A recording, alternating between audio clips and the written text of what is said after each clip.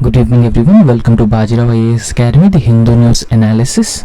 Today is 9th September 2025 and in this analysis we have some important topics, news articles covered from the Hindu newspaper. So one by one we'll be discussing all these important news articles in a very detailed and in-depth manner. And the first topic is the Supreme Court has asked Election Commission of India to accept Aadhaar as identity proof in special intensive revision exercise and also minimize exclusion of voters. So let's understand about this in a very detailed way. We all knew that this special intensive revision exercise has been carried out by the Election Commission of India in the state of Bihar, and in fact this special intensive revision is criticized because of the exclusion of genuine voters from the electoral roll, and a petition has also been filed in the Supreme Court, and Supreme Court has been looking into this matter. So a series of directions. The Supreme Court recently directed the Election Commission of India to include Aadhaar as the 12th valid document, so along with other valid documents such as voter ID, passport. So along with other valid documents, the Supreme Court has also asked include Aadhaar card as 12th valid identity document for Bihar special intensive revision electoral rolls. So therefore the Supreme Court, through this direction to the Election Commission of India, has clarified that Aadhaar establishes identity but not citizenship. And in fact, previously the Supreme Court has also held that Aadhaar is not a proof of citizenship, it is just a proof of identity. So therefore, in this direction also the Supreme Court has established and maintained that Aadhaar is just a proof of identity but not a proof of citizenship. So I hope this part is clear for you. And in fact, this direction given by the Supreme Court to the Election Commission of India expected to further strengthen the ability of excluded individuals. Now imagine that there is an electoral roll, and in this electoral roll the names of number of eligible voters. However, through the special intensive revision exercise, what the Election Commission of India has done, Election Commission of India has excluded some names from the electoral roll. In fact, the Election Commission of India has said that those are the people who are already died, they are migrated, and those people who are ghost voters. So therefore all those names have been excluded by the Election Commission of India. So but what should be the remedy for those candidates or for those individuals who are genuine voters but their names are being excluded from the electoral roll? Now, as a part of remedy, the Supreme Court has prescribed that Aadhaar should also be considered as a proof of identity of a particular person, but it is not a proof of citizenship. So therefore, this direction from the Supreme Court will further strengthen the ability of excluded individuals so that they can use their Aadhaar. For example, you yourself an excluded individual and you have Aadhaar card, and if you have a Aadhaar card, so you can file your exclusion petition with the respective Election Commission of India. So therefore, along with the other listed documents, including Aadhaar will further increases or strengthens the ability of excluded individuals, and they can even challenge the deletions, or they can even claim for the inclusion in the electoral roll as well. Right? So this is what the Supreme Court's judgment will have a larger implications on this. However, in fact, if you look at Aadhaar's coverage for the whole population of India, so it is being said that only 18.7% of India's population are covered with Aadhaar, or they have the Aadhaar. So therefore, this in fact, in this 87% population are having Aadhaar is in fact a good number of population are covered with the Aadhaar. So therefore, this order significantly broadens the net for voter inclusion. Now, if you have a Aadhaar, you can claim for an inclusion in the electoral rolls because you have the Aadhaar, you have a valid Aadhaar, and you are a genuine voter. Right? So this way you can you can challenge the exclusion from the electoral roll. So let's understand the background about this. As I've already explained the background about this particular judgment, the background is that Election Commission of India has been conducting this special intensive revision exercise because Bihar is going for the state legislative assembly elections. However, Some petitions have been filed in the Supreme Court, against this special intensive revision exercise and exclusion of eligible and genuine beneficiaries from the electoral roll. So therefore, Supreme Court has been hearing all the petitions, and those petitions are challenging June 24th's directive from the Election Commission of India that they are going to conduct a special intensive revision exercise in the state of Bihar. Right, so this is important. So Election Commission of India has issued this order to conduct special intensive revision exercise on June 24th. However, the petitioners have been arguing, those petitioners who have filed a filed a case against this special intensive revision exercise in the state of Bihar. So what they are doing, so they are arguing that the special intensive revision exercise, so this will risk the arbitrary voter deletions without the safeguards.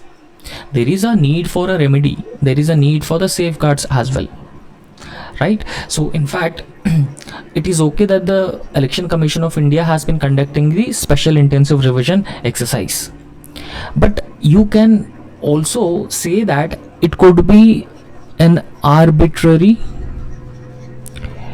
voter deletion with not having a proper remedy to claim that you are a genuine voter and you are being excluded from the electoral roll. So therefore, this is an arbitrary voter deletion. So this is what the petitioners have been saying.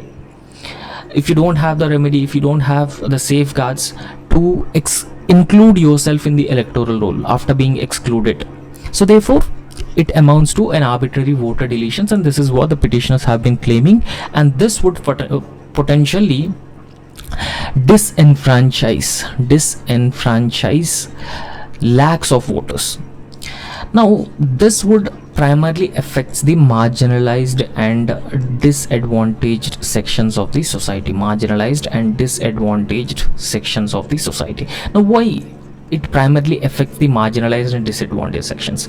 Because most of the people who are the migrant workers, they very often migrate to other states, to other regions out of the constituency. So they are poor and marginalized sections of the society. Secondly, people are not aware about the safeguards or the remedy available for them. For example, imagine one of such worker is excluded from the electoral roll, so and they won't have any remedy, so they're not aware how to include their names in the electoral roll. So therefore, this is another major reason, right? So therefore, it might lead to disenfranchising lakhs of people, eligible voters, and it would further undermine the free and fair election process. However, the Election Commission of India has been defending this exercise as a necessary exercise to ensure that all eligible voters or all eligible citizens remain in the electoral roll, right? So on the other hand, the Election Commission of India has been purely defending this exercise. The Election Commission of India has been saying that the all eligible voters would be in the electoral rolls, and the Bihar Assembly elections are going to take place very soon, right? So therefore, overall there is a dispute between the way Election Commission of India has been conducting this electoral roll, and also the petitioners and the political parties also criticizing the move of the Election Commission of India to conduct such an exercise and mass exclusion of people from the electoral rolls. So however, let's understand what the Supreme Court has said about this. So this aspect is also very important. The Supreme Court has clarified that Aadhaar's role in Bihar voter list revision, right? So what Supreme Court has said? The Supreme Court has directed the Election Commission of India to accept Aadhaar. So you need to accept Aadhaar as a valid document, right? So you need to accept Aadhaar as a valid document. So that essentially means, imagine a worker who is being excluded from the electoral roll, and if this worker possesses an Aadhaar card, and he can approach the concerned authority and make sure that his name is again included in the electoral roll. So therefore this is going to be the 12th valid identity document, right? So therefore, you know, Bihar's special intensive revision of electoral rules, but the Supreme Court has again intended that Aadhaar is just an identity purpose, a valid document for the identity, but it is not the proof of citizenship. It is not a proof of citizenship, not a proof of citizenship, right? So you just have to understand this aspect as well. However, the Election Commission of India, so the Election Commission of India must verify the authenticity of the Aadhaar numbers before including the names of such individuals into the electoral rolls, and the Election Commission of India should also ensure that only genuine citizens are enrolled into the electoral roll. So this is what the Supreme Court has also said. And apart from that, the illegal immigrants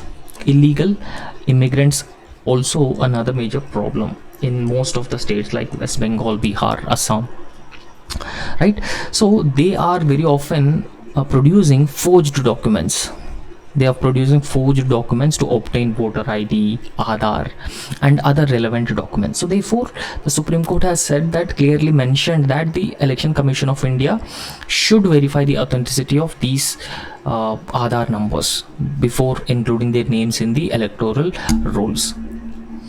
However, with this, the Election Commission of India is permitted to verify Aadhaar's authenticity, and if there is a doubt persists whether this particular Aadhaar is genuine Aadhaar, this voter is genuine voter, genuine citizen, so if such doubt still exists, then exclude individuals from the electoral rolls. So this is the clear directive from the Supreme Court. Now, what Aadhaar can and cannot do. So let's understand this aspect as well, because now as of now Aadhaar is a proof of identity but not a proof of citizenship. This is very clear, and Supreme Court again time and again mentioned about this, right? So Supreme Court has clarified that Aadhaar can serve as a proof of voter's identity, so it can also be a proof of your residence, but it is not a proof of citizenship. You cannot call this as a proof of citizenship.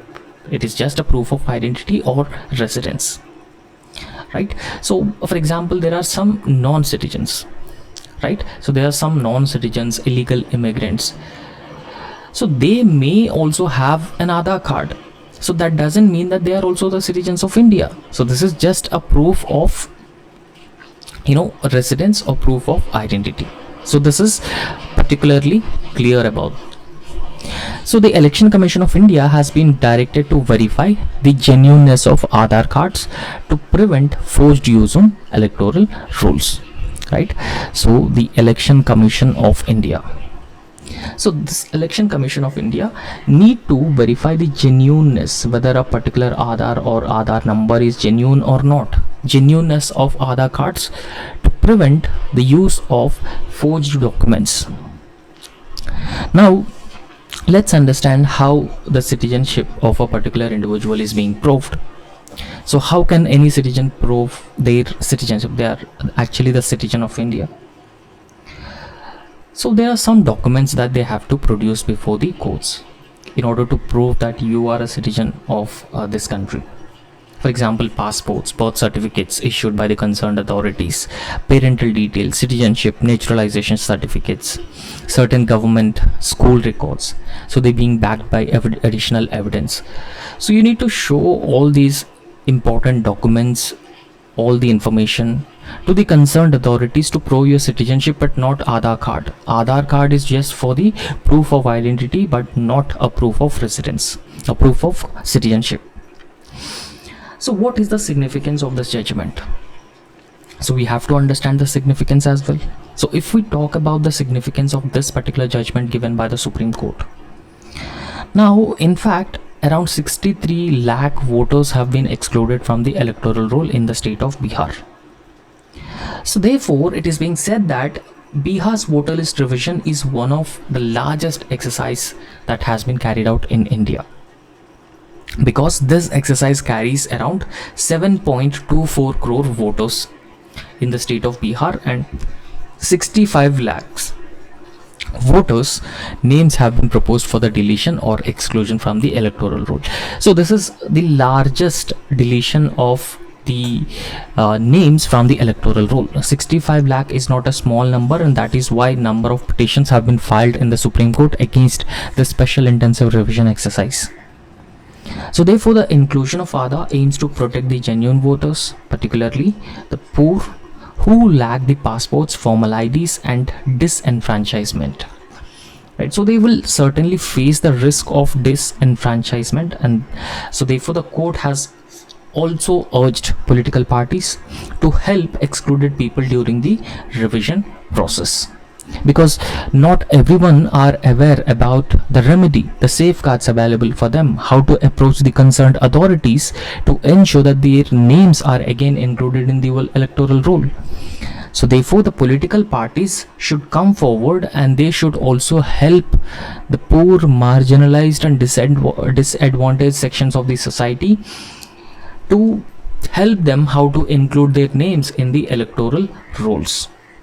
So this is what the Supreme Court has said, and this is the significance of the judgment given by the Supreme Court.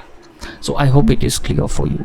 So the next important topic is India-Iran relations. So let's understand this aspect as well, because Iran is also a very important player for India in the Middle East and beyond, and Iran growing ties with China and international north-south transport corridor, Pakistan blocking India's access to Afghanistan, and India accessing Afghanistan and Central Asia through Chabahar port, and the mineral reserves that Iran has. So because of all these reasons, Iran is very important for India. Now in fact, because of the changing geopolitical dynamics, changing global order, so Iran-India relations have again came to the limelight, right? So it is being said that there are new opportunities and new horizons for India and Iran relations. So let's understand this. This article has been given in the Hindu newspaper, and this could be very, very important for a gender studies paper too, right? Now what is the context? So let's understand the context very briefly. So the context is that now the world is in a period of transition, right? So what type of a transition? If you ask me a transition, for example, the world from a unipolar world to a multipolar world, So multipolar world essentially means that there are multiple centers of power, not just US, Russia, China or EU. There are middle powers as well.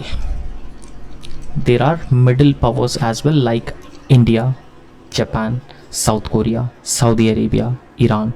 So those countries are also called as middle powers. So therefore the multiple centers of power has given rise to a multipolar world from earlier existing unipolar world, where US was called as a hegemonic power, right? So the world is in a period of transition, and this transition is marked by crisis of the Western-led international order. Now why it is being said that a crisis of Western-led international order? Because of unpredictable nature of US. So when I say unpredictable nature of US, so when Donald Trump was the president of US for the first term, so he heavily criticized China. For its trade practices and manipulation of the currency values to its advantage. And in his second term, Donald Trump has imposed tariffs on India, and it has been appearing that his relations with China are fairly good. His relations with China are fairly good, but he has imposed 50% tariffs on India. So out of 50% tariffs, 25% tariffs are reciprocal tariffs, right? So they are reciprocal tariffs, and remaining 20% of tariffs are a penalty for India for purchasing Russian oil. So what is the context? The context is the same. So once US was considered as a dominant power, dominant player, and its allies now face serious challenges. So they are now facing some serious challenges or serious issues. For example, repeated violations of international law, trade wars that they have been facing, unchecked use of force, weakening global institutions, media manipulation, environmental destruction. So point to a deeper systematic crisis that the world has been going through, and you can find examples for everything. So repeated violations of international law. Right, so if you look at the world order, so Russia-Ukraine war, Israel-Gaza conflict, right? So the repeated violations of international law on the part of China as well. China is also more assertive and more aggressive, and that is also an indication of a world order which has been making a transition. And trade wars between US and China, and US has imposed tariffs on Indian goods. So all these factors have been indicating that there is a transition in the world order. However, West's traditional tools of dominance, financial control, technological monopoly, human rights conditionalities, media influence, so all those things have been steadily losing their effectiveness or influence in the current world order. So let's understand India and Iran's civilizational partners in a rising global south. Now there's a line called Brent line, and this Brent line separates global north and global south. So global south is an area where is a region or a group of countries where they have been facing common challenges or common problems like poverty, unemployment, and poor infrastructure, climate change related disasters, corruption, political instability, secessionist tendencies. So they have been facing all these common problems in the global south, but poverty and low per capita incomes is one of the major challenges that they have been coming across. So therefore, India traditionally claims that it is the leader of the global south, and Iran is also a very important player in the global south. So therefore, a global south is forging a new path for independence, and this new path is rooted in local models, indigenous technology, and stronger security that is actually needed. However, ancient civilizations like India, Iran, they can actually come together and play a unique role in this transformation of the world order from the unipolar to the multipolar world order, along with strengthening the governance and political stability in the global south. However, historically, if you look at both India and Iran, so both influence the global cultures through statecraft, literature, philosophy, art, and at the same time they uphold the values like peace, diversity, and spirituality. And India is known for its rich spirituality, and India is known as a melting pot of diversity and the peaceful ideals that it has spread. For example, Buddha and Ashoka and even Mahatma Gandhi fought the British through the ideals like non-violence and satyagraha. So therefore, India actually influenced the rest of the world with the ideals like peace, diversity, and spirituality, and same is the case for Iran as well. However, India has gone through 200 years of colonial exploitation and external interference before India's independence and after India's independence also, and economic pressures that the countries like US have been imposing on India. For example, the 50% tariffs on Indian goods to US, and in fact the economic pressures like sanctions on Iran. Now in fact, US, when Donald Trump was the president, has imposed sanctions on Iran. So if any country purchases oil from Iran, those sanctions will also be applicable for such countries. And because of this reason, India was stopped purchasing oil from Iran, while China continues to purchase oil from Iran. So therefore, the economic pressure as a tool of coercion has been used by countries like US, neither compromised its independence nor its identity. Right? For example, despite 50% tariffs on India, so India continues to purchase oil from Russia because it is important for India's energy security. However, today the shared values and resilience are vital in confronting the global crisis. So both India and Iran, so the resilience from these countries, the values that these two countries share, for example, peace, diversity, tolerance, spirituality, so they're very important for confronting the global crisis at this point of time. And there's also need to further strengthen and deepen South-South cooperation, advancing activities like BRICS, International North-South Transport Corridor, upholding the moral principles that these two countries believe. India and Iran can help lay the foundation for a just and human world order. Right? So let's understand Palestine, Iran, and global South struggle for justice. Right? So this aspect also we'll try and understand as well. Now, in fact, Palestine is also part of the global South, and Palestine and Israel, there's a long-standing conflict, and India traditionally supports the two-state solution. Right? Two-state solution. So what exactly is this two-state solution? There should be a two independent and separate countries for both Palestine and Israel. So this is the two-state solution. So therefore, the author has been claiming that the Palestinian struggle currently embodies the global South's resistance against Western hypocrisy. Right? So therefore, the author views that the Palestinian struggle that the people in Gaza have been going through, so it is just a resistance against Western hypocrisy, Western supremacy, and occupational tendencies.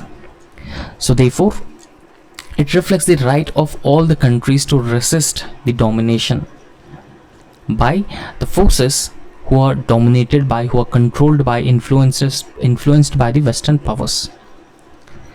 And in fact, Iran is a country which has been enriching uranium, so uranium enrichment is important to prepare nuclear weapons. So Iran's defense of peaceful nuclear energy reflects South's broader right to development, making it a stronghold for the international law and the diplomacy. So in fact, there are multilateral platforms like BRICS. So these multilateral platforms can actually offer an alternative to the Western economic dominance, because BRICS has come up with the de-dollarization. Right? So BRICS has come up with the de-dollarization. So reducing the influence of US dollar and finding out an alternative currency for the trade among the BRICS member countries. So BRICS is a multilateral platform, and they can actually offer alternative to the Western economic dominance. Because of the influence or the dominance of US dollar, US has been very often unilaterally imposing sanctions on number of countries. So this amounts to Western economic dominance. So multilateral platforms like BRICS, so they can find alternative to this Western economic dominance, and they will promote de-dollarization and inclusive growth in the global South as well. And another important infrastructure and connectivity project is International North-South Transport Corridor. So you can see that the International North-South Transport Corridor, it starts all the way in Russia up to India. And in fact, about this International North-South Transport Corridor, there's already a question asked by the UPSC, right? So therefore, this International North-South Transport Corridor, so it goes beyond trade, and it also serves a civilizational bridge connecting Eurasia, Caucasus, India, Africa, while also fostering stability in the West Asian region as well. So let's understand India, Iran, and the vision for a just global order. Right? So in this context, we'll be understanding India, Iran. So what are the opportunities that they have? So in West Asia, US interventions have long undermined regional security and backing Israel and fueling instability in Palestine, Lebanon, Iraq, Syria, Yemen and Iran. So yes, it is true that in Middle East there are a number of countries they have been facing this instability, and the author has been giving US intervention a main reason for this instability in the Middle East, in countries like Iran, Yemen, Syria, Iraq, Lebanon and even Palestine as well. However, in South Asian region where India is a dominant player, so Washington has alterned between fighting and empowering terrorist groups to suit its interests. Now, one such example is, US traditionally supporting the Mujahideen or Taliban in Afghanistan, and they even supported the terrorist groups or terrorist organizations in Pakistan. Right. So therefore, at this turning point in the history, ancient civilizations such as India and Iran and the traditions of wisdom, independence, partnership, so it can actually shape a new order, and this new order is based on the justice, equality, respect for the human dignity, where nations define their own destiny rather than serve the powerful. So next, India, China and the need for the broader settlement or border settlement. So let's understand about this aspect as well. Right, so India, China and need for border settlement.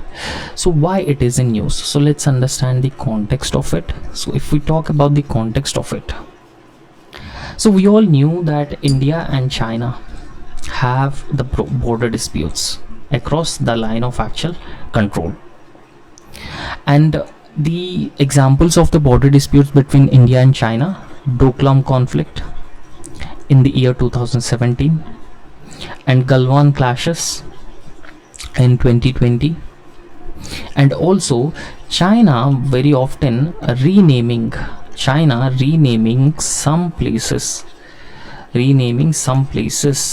in Arunachal Pradesh, because Arunachal Pradesh is an integral part of India. But China has been provoking India by renaming places in Arunachal Pradesh. So along with the Galwan clashes, the border incursions on the part of India, on the part of China. So China has been very often incurring border incursions or assertiveness at the borders. So all these factors have been highlighting the border disputes between India and China and Chinese assertiveness and aggressive attitude.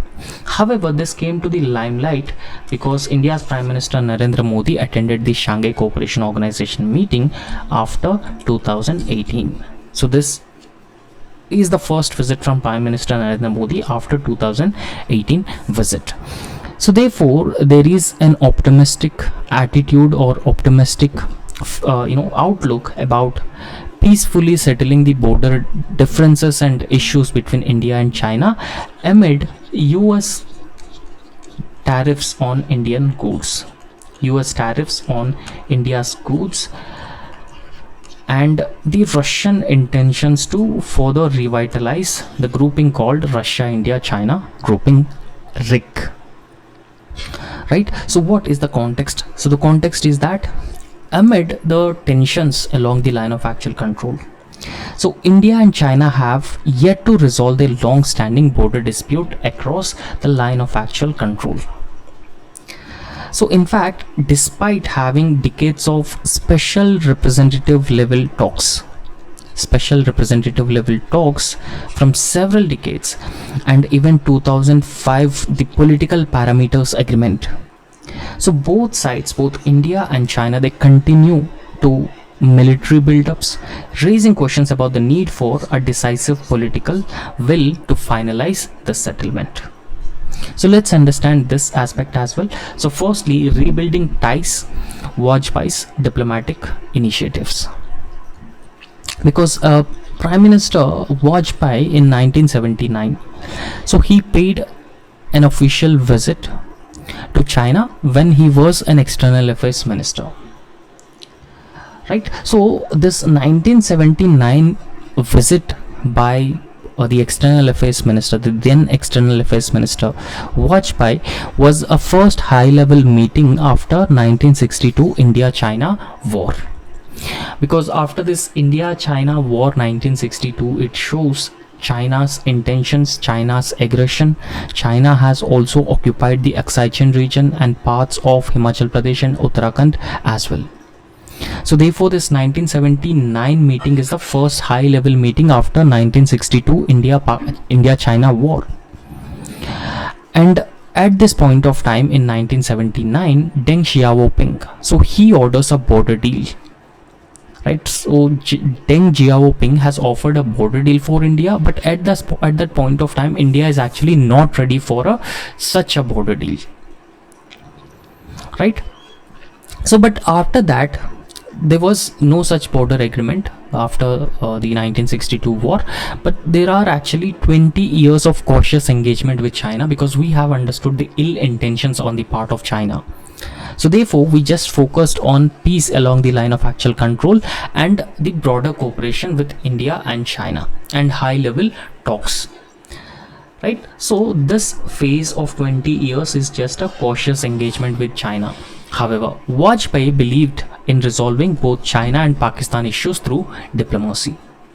Right, so instead of military solutions, instead of adopting any other stance, it is better to settle these issues through diplomacy and dialogue. So this was the attitude of Vajpayee. So however, there were nuclear tensions.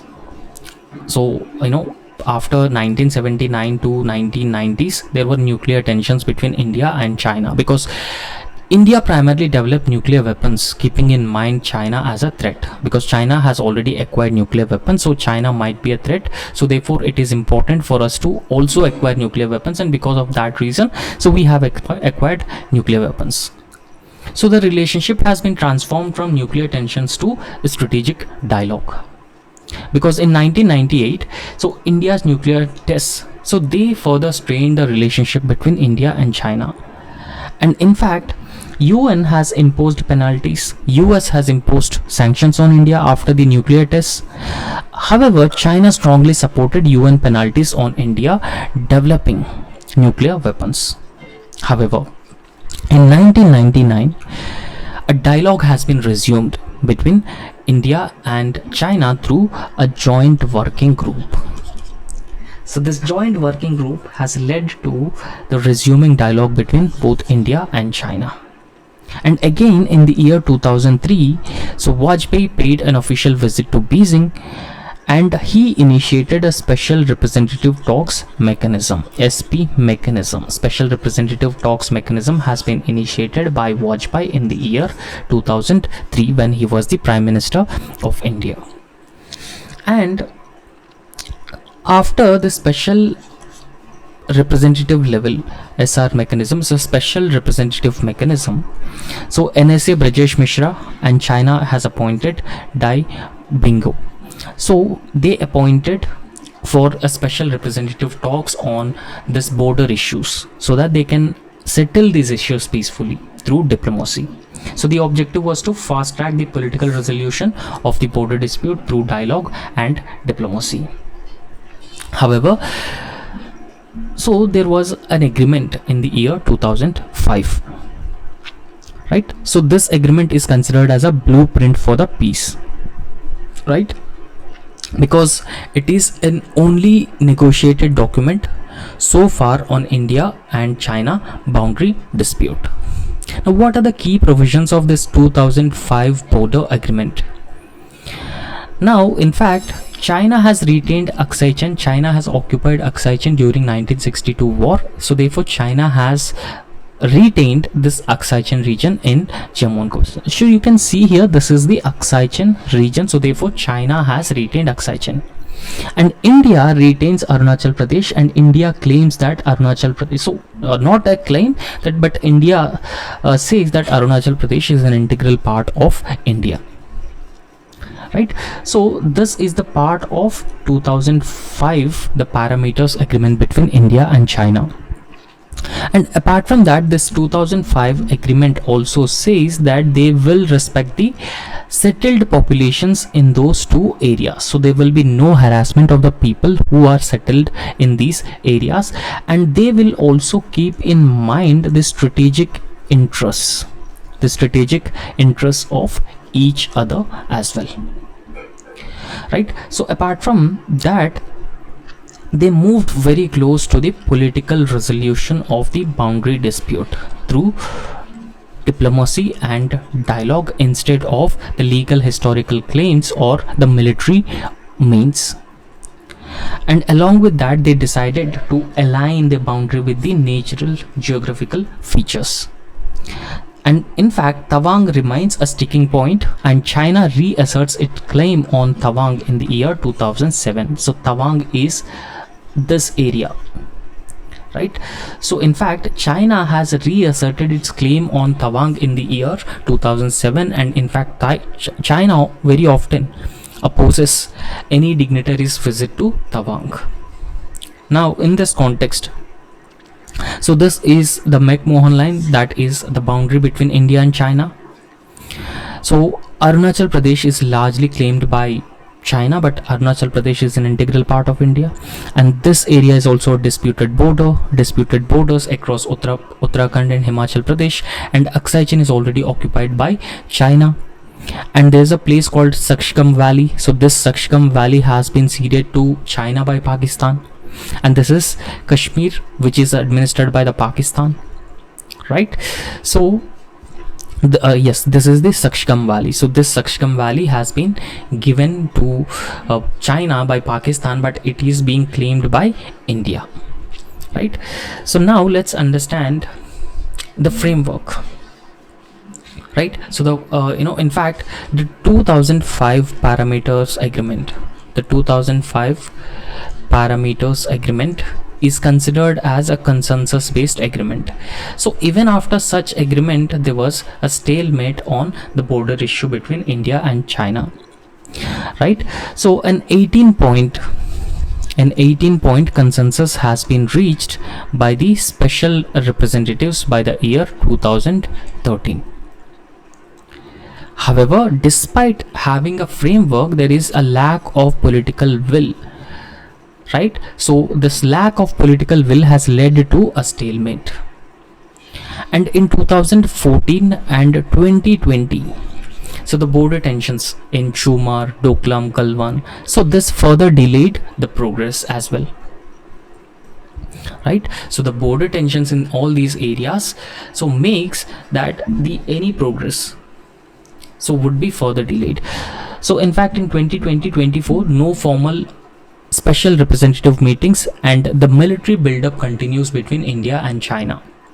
So despite groundwork, implementation has been stalled due to rising nationalism and the mistrust between these two countries. However, if we talk about 2025 and beyond, so 24th special representative round talks took place in August 2025, and this has reaffirmed 2005 framework as basis for the resolution of the boundary dispute between India and China. So in fact, there are also plans for early harvest and deal on Sikkim-Tibet border and new border management mechanisms post 2020 failures. So if we talk about this, a border deal possible, but only if leaders on both sides prioritizes peace over the posturing, and also there is a need for a sustained political will from both sides as well. So the next important topic is Kerala's maternal mortality ratio rises steeply. The context is that Kerala's maternal mortality ratio has increased from 18 to 30 per lakh live births. So earlier the maternal mortality ratio is just 18, but this has been increased to 30 per lakh live births. So therefore this is concerning, right? So the maternal mortality, what exactly is a maternal mortality rate? So maternal mortality actually, so in fact this has also been asked in UPSC prelims exam. So number of maternal deaths during a given time period for 1 lakh live births during the same time period, right? So this is maternal mortality ratio, right? So in this case it is Kerala. So number of maternal deaths during a given time period for 1 lakh live births during the same time period. However, what exactly is a maternal mortality rate? Number of maternal deaths during a given time period for 1 lakh women during the same time period also can be age specific, right? So this is the difference between the maternal mortality ratio and maternal mortality rate. So that's all in this lecture, and thank you so much.